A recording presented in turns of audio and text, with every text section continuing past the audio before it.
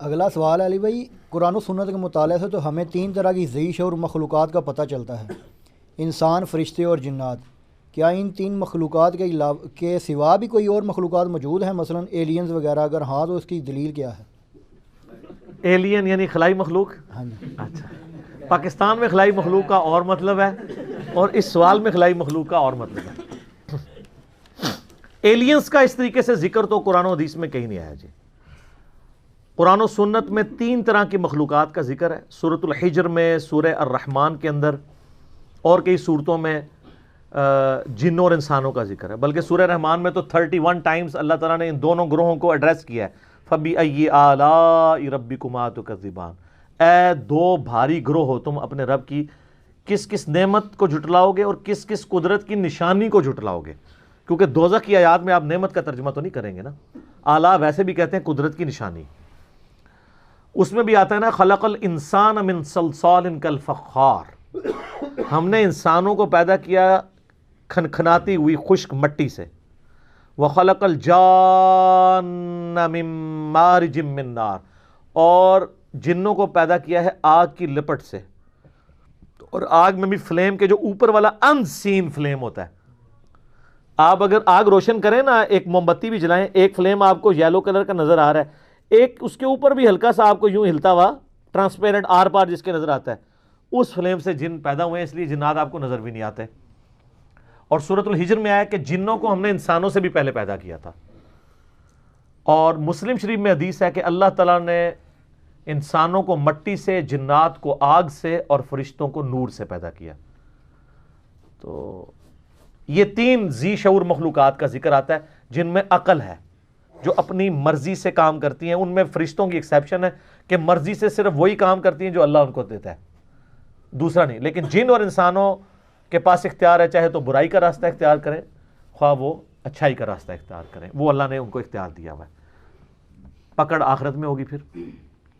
اس کے علاوہ کسی مخلوق کا ذکر نہیں، لیکن اشارتاً سورۃ المدثر کی ایک آیت میں ذکر ملتا ہے، جس کی وجہ سے یعنی محدثین کا، مفسرین کا یہ موقف ہے کہ اللہ تعالیٰ کی کچھ ان سین مخلوقات ایسی کائنات میں موجود ہیں جن کا اللہ تبارک و تعالیٰ نے اجمالاً ذکر کر دیا ہے، لیکن ان کی ڈیٹیلز ہمیں نہیں بتائی ہیں۔ یہ سورہ المدثر کی آیت نمبر ہے 31، اعوذ باللہ من الشیطان الرجیم، کافی لمبی ہے، جس میں وہ دوزخ پہ 19 فرشتے ہیں نا، اس کے کانٹیکسٹ میں اللہ تعالیٰ نے ذکر کرتے کرتے نا اس کو کنکلوڈ کیا، وَمَا يَعْلَمُ جُنُودَ رَبِّكَ إِلَّا هُ، اور تیرے رب کے لشکروں کو اس کے سوا کوئی نہیں جانتا، یعنی اللہ کی مخلوقات کو اللہ کے سوا کوئی نہیں جانتا۔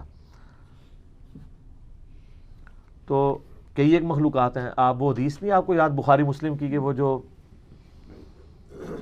عقبہ بن ابی معیط تھا بدبخت، جس نے نبی علیہ السلام کے اوپر لا کے اوجڑی رکھی تھی، تو وہ جو بخاری حدیث میں، آپ مسلم میں بھی حدیث موجود ہے، اور قرآن پاک میں اشارتاً ذکر ہے سورہ علق کے اندر ابو جہل کے بارے میں۔ ابو جہل نے ڈیوٹی لگائی تھی نا اس کی، کہ اللہ تعالیٰ ماتا ہے اس کو پیشانی کے بالوں سے ہم گھسیٹیں گے آگ کی طرف، ابو جہل کو، کہ یہ ایک بندے کو صرف اس لیے اس کے ساتھ لڑائی کرتا ہے، اس کو تکلیف دیتا ہے کہ وہ اپنے رب کے حضور نماز کے لیے کھڑا ہوتا ہے۔ بخاری مسلم میں اس کانٹیکسٹ میں ایک حدیث موجود ہے کہ ابو جہل جو ہے وہ نبی علیہ السلام نماز کی حالت میں تھے کہ وہ آگے بڑھا اس لیے کہ آپ علیہ السلام کے اوپر کو بھاری پتھر پھینک دے تاکہ آپ کو شہید کیا جائے، پھر ڈر کے پیچھے ہٹ گیا۔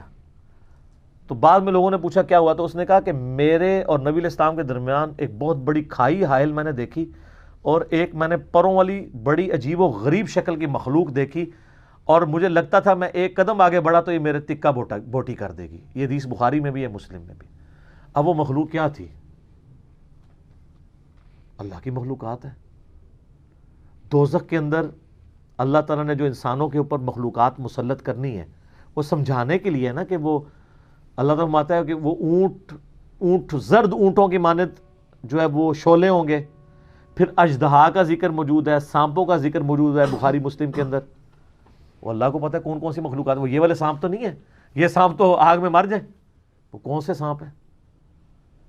تو اللہ تعالیٰ کی مخلوقات بے شمار ہیں۔ کوئی بندہ اس روئے ارض پہ آپ چھوڑ دیں ذی شعور کو، اس روئے ارض پہ مخلوقات سائنس نے آپ کو بتایا کتنی ہے، 2 ملین سپیشیز ہیں، 20 لاکھ مخلوقات صرف روئے ارض پہ ہیں، اور یہ وہ ہیں جو ڈسکور ہوئی ہیں، یہ کاؤنٹنگ تو چل رہی ہے.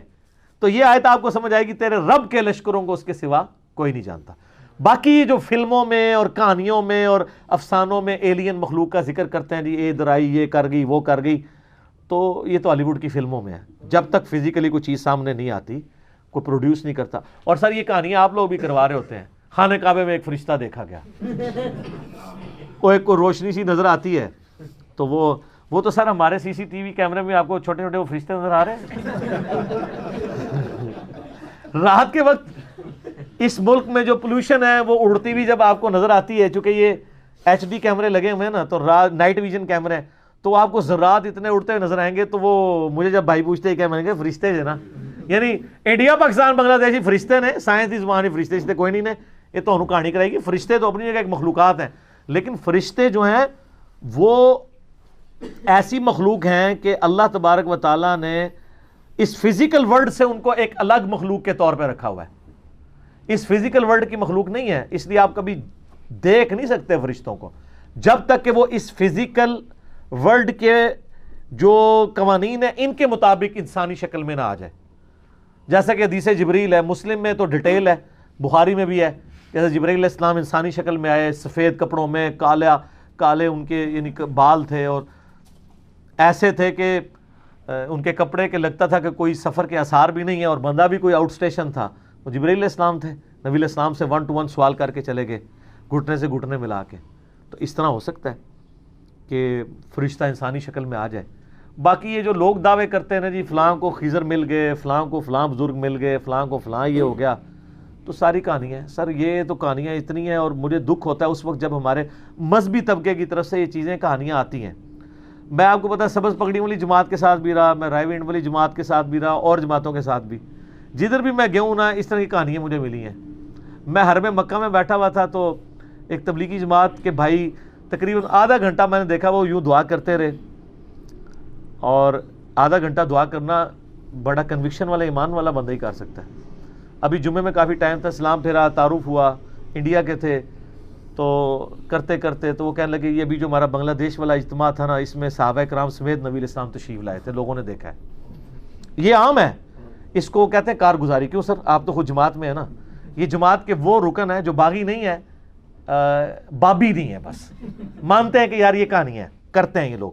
اور سر آپ کو بتاؤں، آپ سبز پگڑی والی جماعت میں نہیں رہے، وہاں پہ وہ دعوت اسلامی کی بہاروں کے نام سے چلتا ہے، یہاں کارگزاری کے نام سے چلتا ہے. اور اللہ معافی دے، یہ کارگزاریاں آپ کرسچنز کی جو جماعتیں نکل رہی ہیں ان سے بھی سنیں گے. کل کو یہ نہ ہو آپ کرسچن ہو جائیں جا کے. اور یہ کارگزاریاں آپ کو ہندوؤں میں بھی نظر آئیں گی. کتنے وہ لاکٹ کے اشتہار چل رہے ہوتے ہیں نا کہ جناب فلاں جگہ ایئر کریش ہوا، ایک بندہ بچا، اس نے وہ بھگوان والا لاکٹ پہنا ہوا تھا. تسی جناب وہ نالائن سی والے بیج بیچ دے ہو، وہ اپنے لاکٹ بیچ دینے. تو یہ بائی چانس بھی تو ہو سکتا ہے نا. یا تو یہ ہے کہ بھئی آپ ایک جہاز روانہ کریں جس پہ ساری سواریوں کو لاکٹ پہنائیں، اس کو گرائیں، اور کہ سارے بچ گئے، پھر منہ گے نا. ہاں کہانی تو پھر انج ہوتی، گورا تو پھر انج انالیسس کرتا ہے نا، بائی چانس نال تو نہیں ہوتا. یہ ساری کی ساری چیزیں کہانیاں، جھوٹ، اور یہ وہاں بھی ملتا ہے. میں آلموسٹ دعوت اسلامی کے اجتماع میں 6-7 کنٹینیوس اجتماعوں میں گیا ہوں.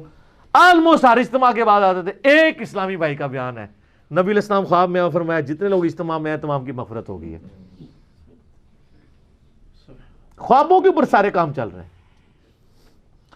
اور یہی رائے ونڈ میں آئے گا تو وہ کہیں گے جھوٹ ہے، رائے ونڈ والے کہیں گے یہ جھوٹ ہے، اور ہم کیا کہیں گے کہ دونوں ہی ایک دوسرے کو نیچا دکھانے کے لیے.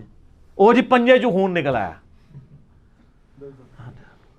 تو وہ سب نکال سکتے ہیں. آج کل تو اتنے لوہین ہیں جو مرضی نکالتے رہے، آپ فزیکلی سامنے لائے نا. اچھا جی وہ بزرگ کی لاش فلاں جگہ سے سلامت کی راتوں رات شفٹ کر دی. راتوں رات کیوں شفٹ کی ہے؟ میں نے تو اس کا بڑا صاف فارمولہ دیا کہ لاش نکالنے کی ضرورت نہیں. جو اب بزرگ مر رہے ہیں بڑے بڑے، ان کو 1 ہفتے کے لیے رکھ دیں چوک میں دھوپ کے اندر، تو دیکھ لیتے ہیں کیا ہوتا ہے، پتہ چل جائے گا. تو عیدی والوں کے پاس کیوں رکھاتے ہیں؟ جتنے اولیاء اللہ کی لاشیں ہیں اگر وہ ڈیلے ہو جنازہ تو وہ جا کے ادھر فریزر میں کیوں رکھواتے ہیں یار؟ انہوں نے تو قبر کے اندر نہیں گلنا. تو باہر رکھیں ان کو. وہ کسی کسی کا پروٹوکول ہے جس کو اللہ دے دے, یہ جنرل رول نہیں ہے. انبیاء کے لیے تو ڈیفینیٹ ہے, انبیاء کے بعد جس کے لیے اللہ چاہے. ورنہ میں نے ان کو کہا کہ کئی صحابہ اکرام ہیں جن کو وفات کے بعد ان کے جسم کا مسئلہ ہوا ہے تو ان کی لاش کی حفاظت تو نہیں ہوئی, ہوا ہے نا. رومن امپائرز کی جنگوں میں کئی صحابہ کو تیل کے کڑاہوں میں زندہ جلایا گیا, روسٹ کیا گیا ان کو, وہ تو نہیں بچے. سر دنیا بقدر ایفرٹ ہے. اس سے بھی بڑھ کے ابو عبیدہ ابن جراح طاعون کے مرض میں مبتلا ہو کے شہید ہوئے ہیں. سر طاعون کے مرض میں انسان کی کیا حالت ہوتی ہے, جسم کے اوپر پھوڑے نکلتے ہیں اور پھر تعفن پھیلتا ہے اور اس کی تکلیف کی وجہ سے انسان مر جاتا ہے. اتنے بڑے بڑے پھوڑے نکلتے ہیں. اور یہاں وہ جنید جمشید صاحب جب شہید ہوئے ایئر کریش میں تو کہتے ہیں دیکھو جی کیسی موت مرا ہے یہ. تو میں آپ سے پوچھتا ہوں ان کو تو چھوڑ دیں. ابو عبیدہ ابن جراح طاعون کے مرض میں فوت ہوئے, اور وہ شخص جس نے یرموک کے اندر رومن امپائر کو گھٹنے ٹیکنے پہ مجبور کیا, بیت المقدس جس کے ہاتھوں پہ فتح ہوا, اور حضرت عمر ان کو آخری وقت تک خط لکھتے تھے کہ تم واپس مدینے آؤ, میں اپنے بعد تمہیں خلیفہ بنانا چاہتا ہوں, لیکن وہ 18 ہجری میں شہید ہو گئے. اور جس کے بارے میں بخاری مسلم میں حدیث ہے ہر امت کا کوئی نہ کوئی امین ہے, اور میری امت کا امین ابو عبیدہ ابن جراح ہے. جس کے بارے میں مسلم شریف میں حدیث ہے, ام عائشہ کہتی ہیں کہ میرا خیال ہے کہ نبی علیہ السلام اگر اپنا خلیفہ کسی کو بناتے تو ابو بکر کو بناتے, اور ابو بکر کے بعد کسی کو بناتے تو عمر کو بناتے, اور عمر کے بعد کسی کو بناتے تو ابو عبیدہ کو بناتے. یہ مسلم شریف میں ہے. اور اس ابو عبیدہ کی موت کس طرح ہو رہی ہے؟ آپ لوگ ہوتے تو کہتے کہ جی وہ جناب نفل پڑھ رہے تھے, سجدے میں گئے اور وہیں پہ وصال فرما گئے. آج کسی بندے کی اس طرح کی موت ہو جائے, دوسرے فرقے والے کہتے دیکھو کتے کی موت مرا ہے, یہی کہتے ہیں نا. سر کوئی ڈیسیژن نہیں کر سکتا کہ اس کا دنیا سے ایگزٹ کیا ہے. کوئی شیر کے پنجرے میں مرے گا, کوئی ایئر کریش میں مرے گا, کوئی سمندر میں ڈوب کے مرے گا, کوئی میدان جنگ میں مرے گا. آخرت فیصلہ کرے گی کہ اس کے ایگزٹ کا انجام کیا ہوا ہے. ورنہ تو طاعون کے مرض میں کتنی تکلیف سے انسان مرتا ہے, آپ سوچ سکتے ہیں کتنے لوگ شہید ہوئے ہیں اس طریقے سے. تو ہم شہید بول رہے ہوتے ہیں, لیکن اگر آپ وہ جو مرض تھا اب تو دنیا سے آلموسٹ ختم ہو چکا ہے. تو لیکن وہ جس طرح موت ہوتی تھی, جو پھوڑے نکلتے تھے اور جو تکلیف آتی تھی وہ کوئی سوچ بھی نہیں سکتا. تو یہ لوگوں نے اپنے اپنے کرائٹیریا بنائے ہوئے ہیں. ٹھیک ہو گیا جی.